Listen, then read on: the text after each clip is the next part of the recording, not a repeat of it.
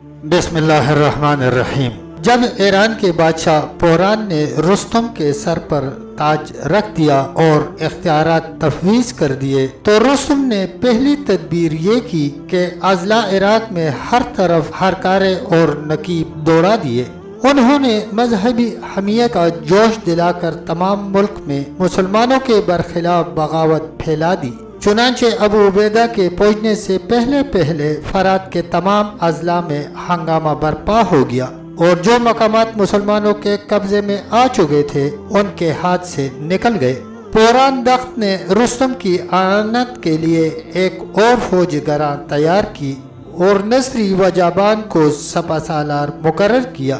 جابان عراق کا ایک مشہور رئیس تھا اور عرب سے اس کو خاص عداوت تھی۔ نرسی کسرا کا خالزاد بھائی تھا اور عراق کے بعض اضلاع قدیم سے اس کی جاگیر تھے۔ یہ دونوں افسر مختلف راستوں سے عراق کی طرف بڑھے۔ ادھر ابو عبید و مسنا ہیرا تک پہنچ چکے تھے کہ دشمن کی تیاریوں کا حال معلوم ہوا۔ مصلحت دیکھ کر ہٹ خفان کو ہٹ آئے۔ جابان نمارک پہنچ کر خیبر زن ہوا۔ ابو عبید نے اس اثنا میں فوج کو سر و سامان سے آراستہ کر لیا اور پیش قدمی کر کے خود حملے کے لیے بڑھے۔ نمارک پر دونوں فوجیں صف آرا ہوئیں۔ جابان کے میمنہ و میسرہ پر جوشن شاہ اور مردان شاہ دو مشہور افسر تھے جو بڑی ثابت قدمی سے لڑے لیکن بالآخر شکست کھائی اور این مارکا میں گرفتار ہو گئے۔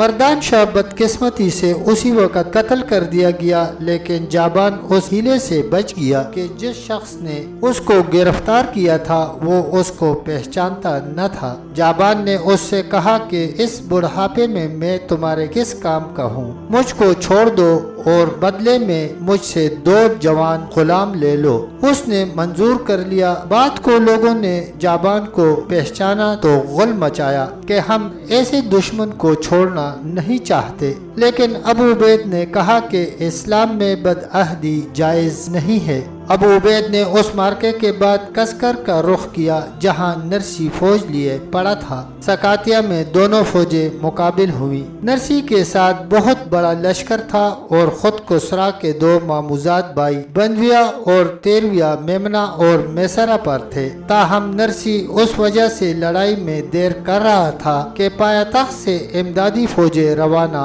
ہو چکی تھی۔ ابو عبید کو بھی یہ خبر پہنچ چکی تھی۔ انہوں نے بڑھ کر جنگ شروع کر دی۔ بہت بڑے مارکے کے بعد نرسی کو شکست فاش ہوئی۔ ابو عبید نے خود سکاتیہ میں مقام کیا اور تھوڑی تھوڑی سی فوجیں ہر طرف پھیلا دی کہ ایرانیوں نے جہاں پناہ لی ہے ان کو وہاں سے نکال دیا جائے۔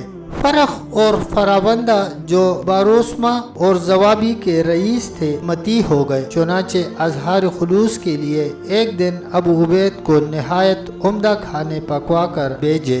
ابو عبید نے دریافت کیا کہ یہ سامان کل فوج کے لیے ہے یا صرف میرے لیے؟ فرخ نے کہا اس جلدی میں ساری فوج کا اہتمام نہیں ہو سکتا تھا۔ ابو عبید نے دعوت کے قبول کرنے سے انکار کیا اور کہا کہ مسلمانوں میں ایک کو دوسرے پر کچھ ترجیح نہیں ہے۔ اس شکست کی خبر سن کر رستم نے مردان شاہ کو جو عرب سے دلی عداوت رکھتا تھا اور جس کو نوشیروان نے تقدس کے لحاظ سے بہمن کا خطاب دیا تھا، 4000 فوج کے ساتھ اس سامان سے روانہ کیا کہ درفش کاویانی جو کئی ہزار برس سے کیانی خاندان کی یادگار چلا آتا تھا اور فتح و ظفر کا دیباچہ سمجھا جاتا تھا، اس کے سر پر سایہ کرتا جاتا تھا۔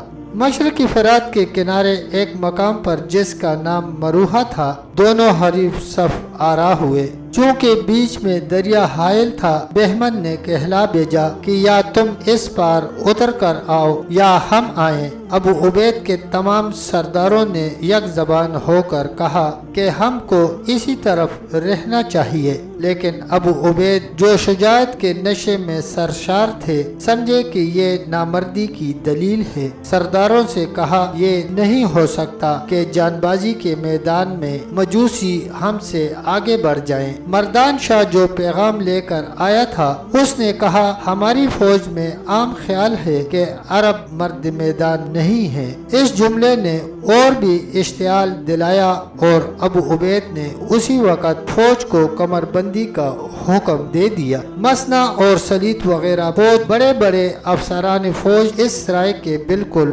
مخالف تھے اور عظمت و شان میں ان کا رتبہ ابو عبید سے بڑھ کر تھا۔ جب ابو عبید نے اصرار کیا تو ان لوگوں نے کہا کہ اگرچہ ہم کو قطعی یقین ہے کہ اس رائے پر عمل کرنے سے تمام فوج غارت ہوگی، تاہم اس وقت تم افسر ہو اور افسر کی مخالفت ہمارا شیوا نہیں ہے۔ غرض کشتیوں کا پل باندھا گیا اور تمام فوج پار اتر کر غنیم سے مارکا آرا ہوئی۔ پار کا میدان تنگ اور ناہموار تھا، اس لیے مسلمانوں کو موقع نہیں مل سکتا تھا کہ فوج کو ترتیب سے آراستہ کر سکتے۔ ایرانی فوج کا نظارہ نہایت مہیب تھا۔ بہت سے کوہ پیکر ہاتھی سامنے تھے جن پر گھنٹے لٹکتے تھے اور بڑے زور سے بجتے جاتے تھے۔ گھوڑوں پر آہنی پاکھریں تھیں، سوار سمور کی لمبی لمبی ٹوپیاں اوڑے ہوئے صحرائی جانور معلوم ہوتے تھے۔ عرب کے گھوڑوں نے یہ مہیب نظارہ کبھی نہیں دیکھا تھا،